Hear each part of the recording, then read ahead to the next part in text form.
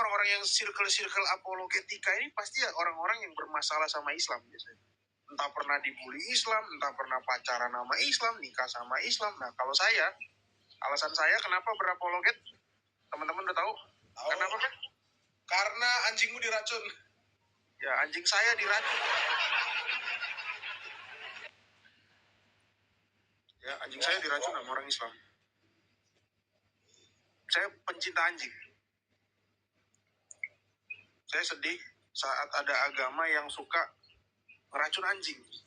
Berarti agama itu levelnya lebih rendah dari anjing. Jadi dari video yang kita baru saksikan ya. Jadi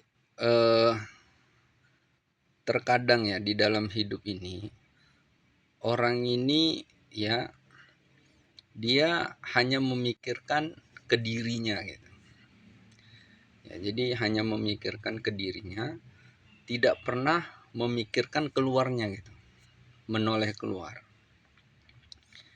Jadi di dalam hidup ini harus ada kesetimbangan ya.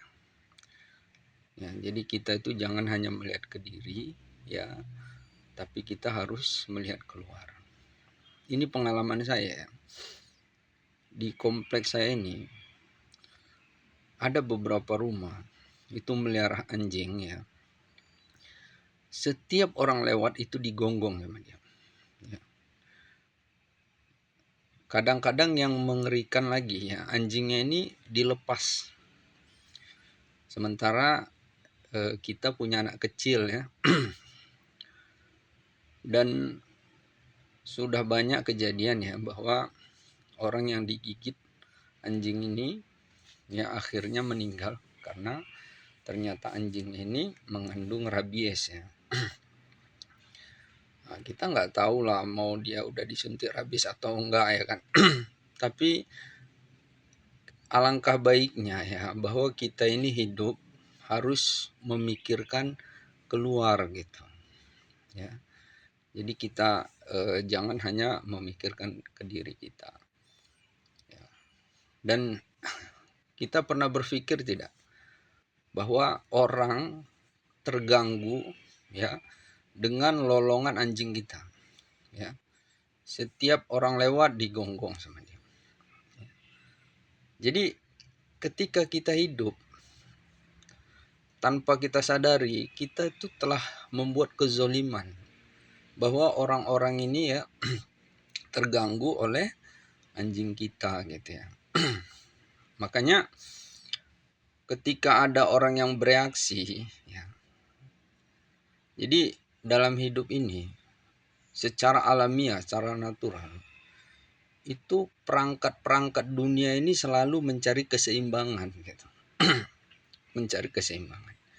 Bahkan terjadi gempa atau letusan gunung itu karena bumi itu mencari kesetimbangan, mencari titik nol ya.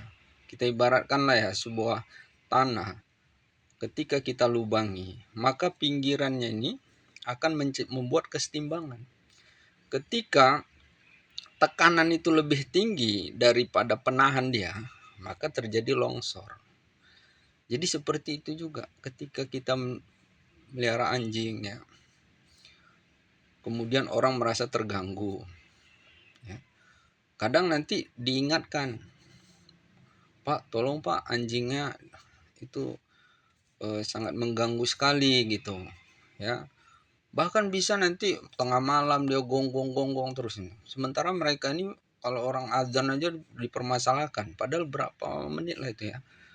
Dan itu hanya 5 kali sehari gitu. Ini dia bisa 24 jam menggonggong terus ya. Kasihan yang di sebelah rumahnya kan. Jadi kita itu harus memikirkan orang lain gitu ya. Jadi ketika orang bereaksi ya, sehingga dia udah diingatkan ya, dicueki aja, akhirnya mereka mengambil tindakan diracun ya. Nah, sehingga ketika diracun nanti baru mewek, nangis kan. Jadi sering seperti itu ya.